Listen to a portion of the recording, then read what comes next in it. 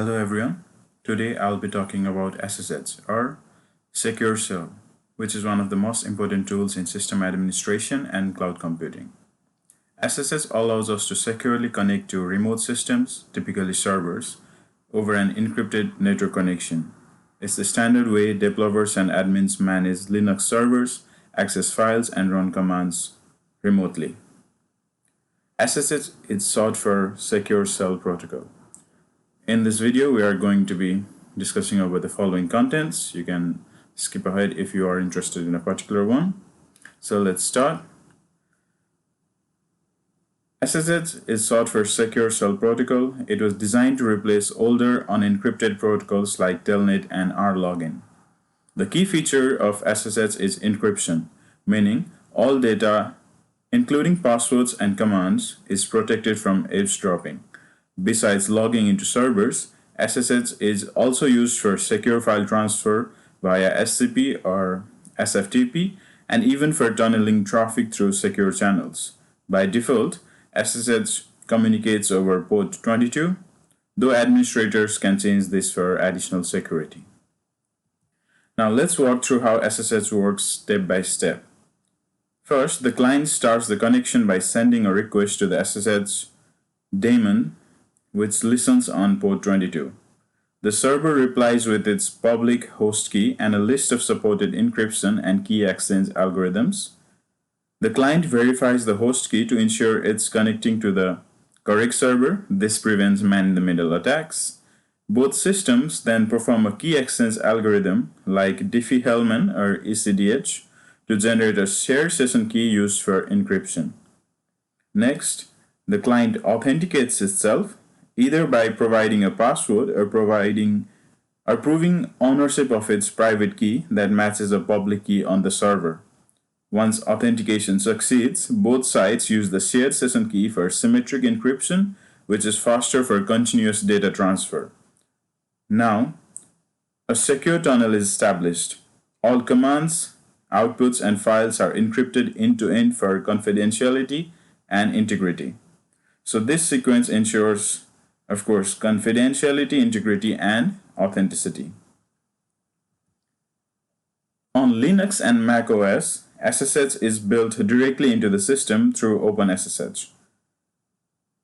You don't have to install anything, just open the terminal and connect with SSH username at hostname. Your local settings live in SSH config, where you can store shortcuts for servers, define default keys, and change ports.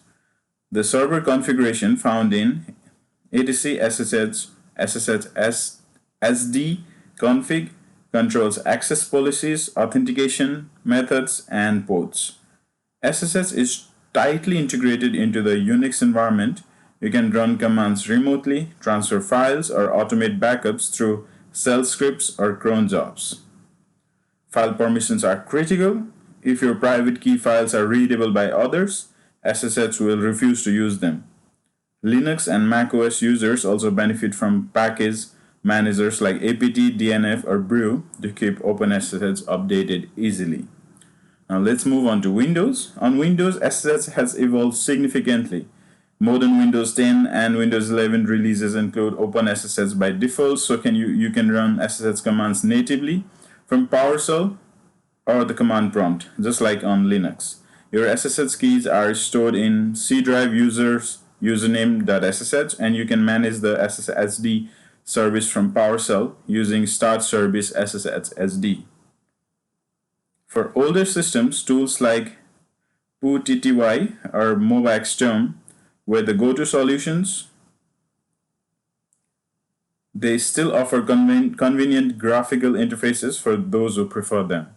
Windows now also integrates SSH into Windows subsystem for Linux, letting developers run full Linux environments and connect seamlessly to remote servers, and this is quite useful.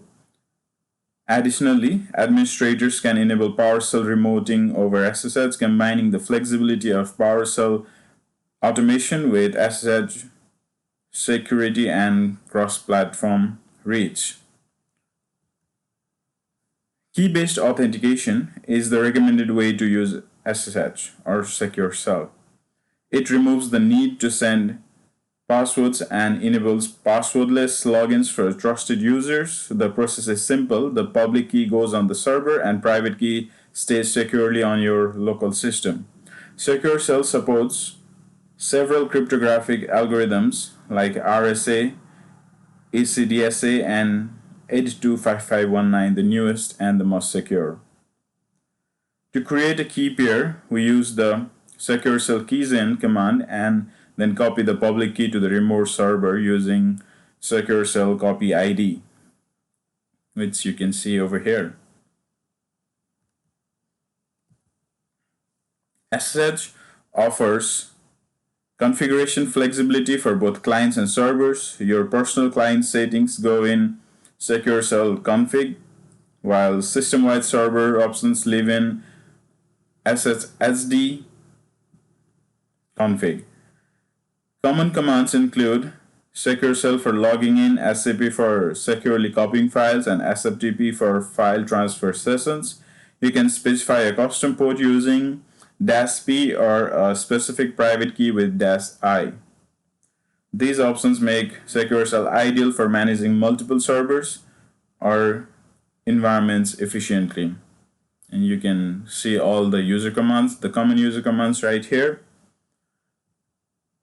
Secure shell errors are common, but they are usually easy to fix. If you get a connection timeout, it often means the firewall or network blocks port 22. Permission denied usually indicates a wrong username, incorrect key, or bad file permissions. Secure shell is very strict about those. If you see host key verification failed, it means the server's identity changed, often after reinstalling the operating system, and you can fix it by removing the old entry from your non-hosts file. You can also check logs like var log auth.log to trace what's going wrong.